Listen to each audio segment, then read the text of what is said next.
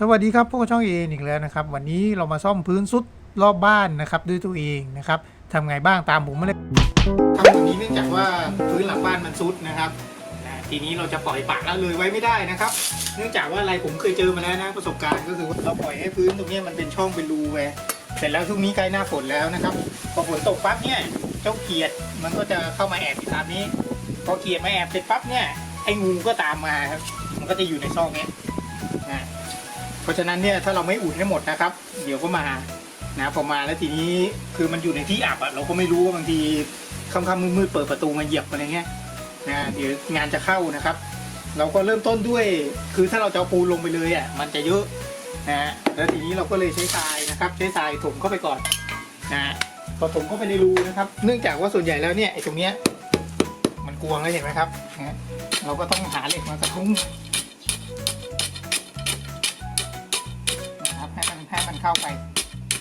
ให้ไปรองพื้นข้างล่างไว้ไม่งั้นใส่ไปก็ไม่เต็มนะอยู่ได้แป๊บเดียวเดี๋ยวก็สุดใหม่ถ้าอย่างนั้นนะครับเราเลยต้องใช้วิธีนี้ครับใช้ทรายเทเข้าไปทรายเทเข้าไปแล้วกระทุ้งเรื่อย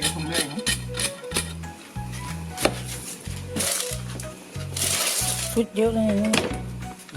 พื้นข้างล่างนี้น่าจะหมดแล้วทีนี้เรากบได้แค่นี้ก็เอาแค่นี้ก่อนนอกจากว่าทุกทั้งหมดแล้วเทใหม่งานช้างเลยนะใช่ครับก็อย่างนี้ไปก่อนให้หมดนะครับเดี๋ยวเป็นรูเด็ดขาดเลยนะไม่ได้เลยพี่แกพุ่งหน้าผมนี้ด้วยโชคนักหนาเลยกระรูนะเคยเจอเนาะจงอางด้วยนะเฮ้ยใช่งูเห่าอ่ะงูเห่าอ่ะจงอางหาไม่ค่อยเจอนะครับหายากเลยต้องจากแต่ว่าทางบ้านเราทางใต้จะมีอยู่โคตรน่ากลัวเลยตอนนั้นเจอระดับตามเมืองนี่หายากแล้วก็ต้องป้องกันกันก่อนนะฝังป้องกันไว้ก่อนเพราะว่าอย่างนี้ไม่ได้ยิงไม่ได้เลยมาเลยล่ะแป๊บเดียวยิ่งตัวหน้าฝนเลยโอ้เนี่ยลงไปได้อีกเยอะเลยเห็นไหมไปจ้างเขาเสียแพงนะกว่าเขาจะมาทำให้เขาไม่ค่อยมาก็มันก็ทำหลายตังค์อย่างน้อยเท่านี้ผมเท่านี้ก็คงเป็นพันนะโอ้โหป้าคณะมันเป็นโคไปแล้ว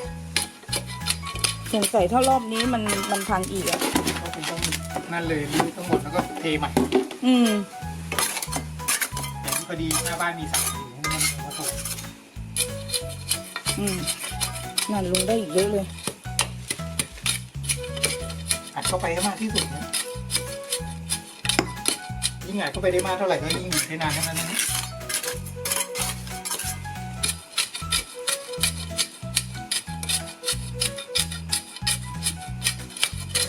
จากนั้นนะครับเราส่วนผสมนะเราใช้ปูนซีเมนต์ปูนก่อนะครับปูนก่อก็ได้ปูนธรรมดาก็ได้นะครับ1 ส่วนนะ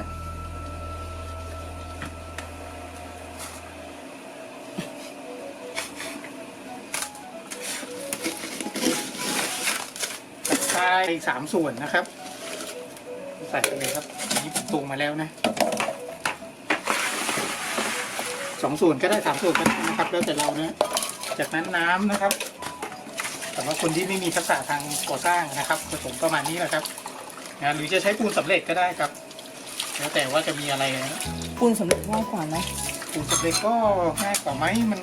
แต่มันแพงกว่าคลุกเคล้าให้เข้ากัน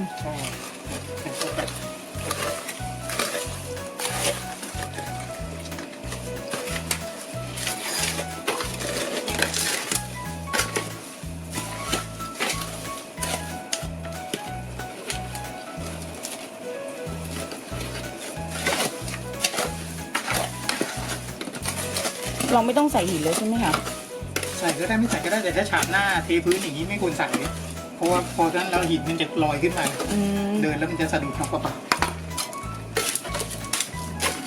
ถ้าใครมีเหล็กเส้นก็เหล็กเส้นวางก็ได้ครับวางเสริมเข้าไปมันก็จะแข็งขึ้นช่วยยึดมากขึ้นแต่ถ้าไม่มีก็ไม่เป็นไรลักษณะก็จะเป็นอย่างนี้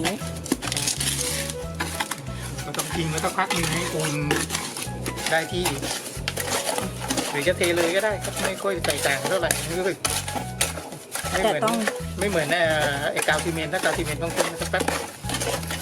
ดีกว่า เอาละครับพอทีนี้พอได้ที่แล้วนะครับแล้วแต่ชอบนะครับบางคนชอบแห้งกว่านี้ก็ใส่น้ำน้อยหน่อยนะแล้วแต่คนนะครับเสร็จแล้วก็เทของผมถ้าใส่แบบนี้ชอบแบบนี้นะเนื่องจากว่าให้มันเหลวๆนิดนึงมันจะได้เข้าตามซอกได้ดีนะตัดง่ายๆเลย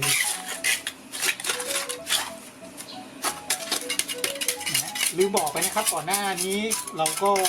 เอาน้ำฉีดไว้หน่อยนะครับมันจะได้ไม่ดูดน้ำปูนเอาน้ำฉีดไว้หน่อย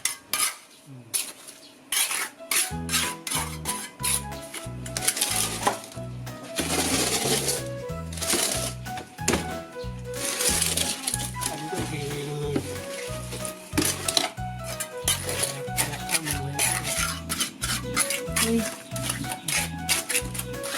ค่อยตกกันนะฝน ต้องเลือกนิดนึงนะถ้าฝนตกอย่าพยายามไปทำนะเนื่องจากมันฝนตกสายช้าหมดนะ ต้องนั่ง มาเริ่มใหม่ นั่งลุ้นนะคะ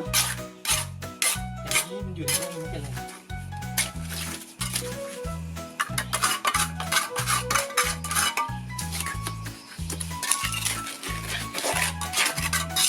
นะครับส่วนที่เลอะนี่เดี๋ยวต้องเอาฟองน้ำชุบน้ำมาเช็ดออกนะครับถ้าไม่เช็ดแห้งก็ติดอยู่อย่างนี้แหละส่วนถ้าต้องการหน้าแบบหน้าเงาอะนะครับก็ต้องเอาปูนมาสาดแล้วก็ลูบทำอีกทีหน้ามันจะเงาแต่อันนี้มันอยู่ข้างหลังเลยไม่ต้องเนื่องจากไม่อยากให้ฉาบให้เงาเดี๋ยวมันจะลื่น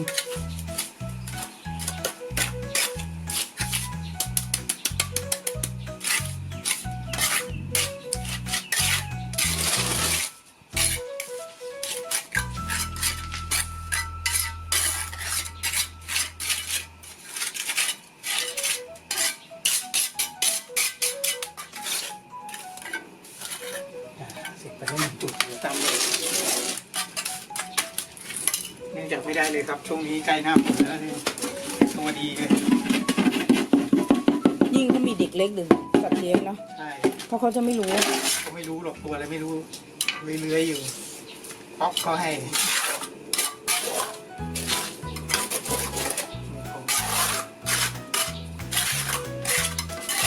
ต้องผสมอีก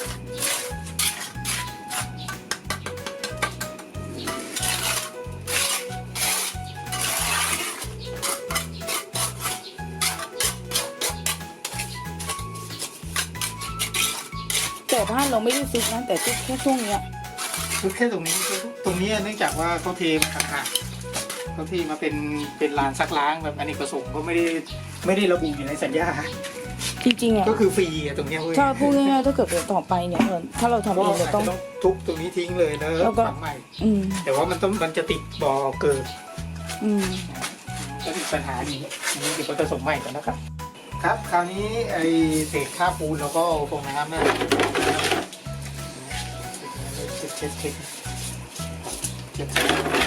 จังหวะที่มันยังแห้งไม่ดีนะครับเพราะถ้ามันแห้งดีก็จะเช็ดออกลำบากมาก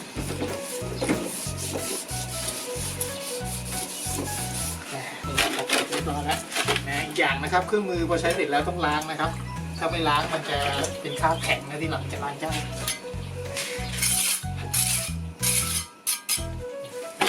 เรียบร้อย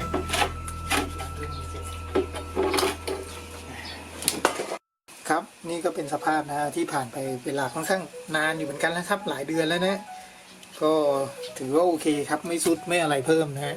ไม่มีแตกร้าวนะครับก็ยังไงไปลองทำดูครับอย่าลืมว่าเราต้องยัดเข้าไปข้างใต้ให้มากที่สุดนะเท่าที่จะทำได้นะครับ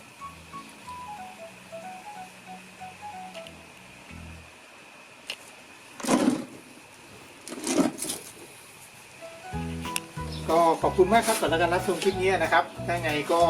ช่วงหน้าฝนนะครับเป็นห่วงนิดนึงนะกับเรื่องรูเรื่องอะไรพวกนี้นะครับตามช่องกำแพงตามรูนะเดี๋ยวนี้รู้สึกจะมีไอ้นั่นด้วยนะครับโฟม PU โฟมนะที่ใช้ฉีดตามร่องแต่นั้นก็ดีนะครับแต่อาจจะสิ้นเปลืองนิดหน่อยนะถ้าเราไม่มีเราก็ใช้ปูนอย่างนี้ได้นะครับตามพื้นนะก็ยังไงก็ต้องอุดครับถ้าไม่อุดนี่อันตรายนะก็งูเงี้ยวเขี้ยวขอตะปุ่มตะขาบนะหน้าฝนเขาก็หนีน้ำขึ้นหนีข้างบนนะก็ขอบคุณมากครับถ้าไงอย่าลืมฝากกดซับสไครต์ด้วยนะครับ